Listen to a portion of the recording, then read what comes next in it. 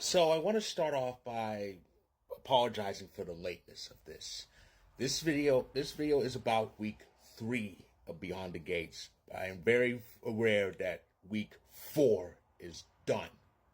But this is about week 3. I'm kind of way late with this because I have a lot. I write a lot on Vocal. I do. I write a lot on Vocal, and among the many things I've written on Vocal is my week 3 recap. The link is above. Check it out. And I just like to write a lot of stories about whatever, whether it's sports, whether it's TV, whether it's cartoons, you name it. I write a lot on Vocal, and I had a lot filled. And the week 3 recap on Vocal, I didn't write that until around early Monday. So I had a lot to do on Vocal, writing about sports, most mainly about sports, because it's nearly playoff time in hockey. In hockey, I mean, I get on that, especially and have my Avalanche recaps too. But yeah. So with this, like I said, this is a belated recap of Week 3, which started on March 10th and ended on March 14th. And just in case, um I labeled certain screenshots with the correct dates to make things very clear. So this is what happened in the past. This is what happened in week 3 from the 10th to the 14th. These are the highlights.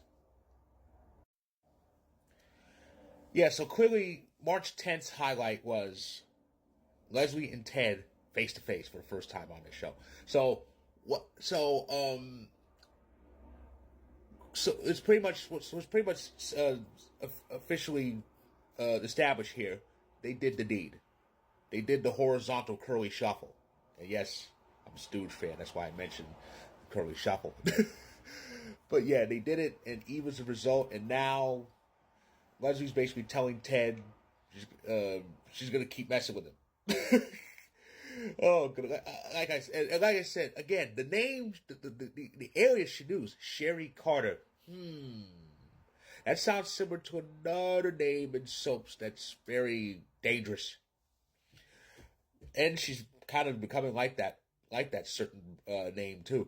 But it was just crazy how she's just telling Ted she's gonna keep messing with him. So many words, just wild. So the March 11th episode, and I entered this when I watched the early stage. When I watched the beginning, I go, my gosh, she's still at it. So Naomi, Danny's daughter, one of them, she had been voicing her anger at her husband for actually arresting Danny. And I originally thought, well, by then she'll kind of cool off and kind of cooler heads prevail, but instead she doubled and almost tripled down on her anger. It kind of upset me because let's face it, let's get something straight. Was Jacob arresting Danny messed up? Yes, it was. But what was also up, Jacob was caught between a rock and a hard place. He was damned if he did and damned if he didn't. Either way, he was screwed. But she, at that moment, didn't see that. She just immediately assumed, well, he's on Bill's payroll. No, he was caught between doing his job and getting scrutiny elsewhere. He was caught. He was screwed either way. What really bugged me was Naomi had the nerve to compare what happened to her mother to compare what happened to Rosa Parks. I go, really? No. And Jacob made that clear. And even Danny herself told Naomi um, to take it easy on Jacob because Jacob's a good man. She even admitted Jacob did his job, did the right thing. It sucked, but it is what it is. Now they did kind of cooler heads did prevail later on, which is good because I did hoping she would kind of see reason here, and Naomi eventually did. For March 12th's highlight, I just wanted to take this time to talk about Vanessa McBride. One of the main, I had a lot of reasons for looking forward to this soap overall, but Lauren Buyoli was one of them. She's an amazing actress. I'm a fan of hers because of her Lifetime movies. She's done I think 4 that I know. I think she's done 4 Lifetime movies, quite a bit. She was She had a bit role in one. She was the main protagonist in another, but in the last two, she's been a villainess, and she was just amazing. Lauren is just an amazing actress. I've seen her in a few other things other than the Lifetime movies, and when I learned that she was going to be in this awesome historic soap too, it was good. I just beamed, and I love Vanessa. Vanessa's just an amazing character, and Lauren Bioli's playing her very well. She is just showing out, and it's just amazing to see her. I love seeing her. March 13th ended interestingly. So Leslie, aka Sherry, aka whatever she wanted to be, took a waitress job at this very celebration for Nicole. How there's no coincidence there. And Eva kind of saw herself kind of, like, what are you doing, this, that, and the other. And then we see Leslie ejected, but it turns out Eva was behind it. That was very telling. That told one of a few things entered my mind at that time. Either Eva's back softened up a bit, because it looked like she was kind of, bonding a bit with Ted without telling him who she really is, in her connection, or she's got something else going on her own. But that's what it told me at that time.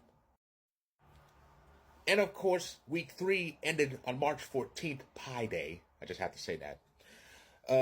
With Danny entering Bill and Haley's house while they were on their honeymoon and getting drunk and just laying out. It was just crazy. So yeah, Danny's proclamation that she had just moved on. Well, she had, but she hasn't. I mean, if anyone seriously believes that Bill and Haley have left her mind, then I've got a bridge somewhere I could sell you. I mean, it was just amazing how that week ended, and just I just love Danny. I really do. And that is my week 3 recap. I am going to work on writing week 4 very quickly. As a matter of fact, I'm in the early stages of it now. Hopefully, it'll be published in time, and I'll get to it right on time. I'll be back on track. I will. So that is my video. That's my video. If you like this video, click the like button. If you're on YouTube, click subscribe if you want more. If you're on TikTok and Instagram, feel free to hit that follow button. And again, the story about week 3 is up above. Check it out when you can. And a week 4 recap is coming very, very, very soon. Stay tuned for that.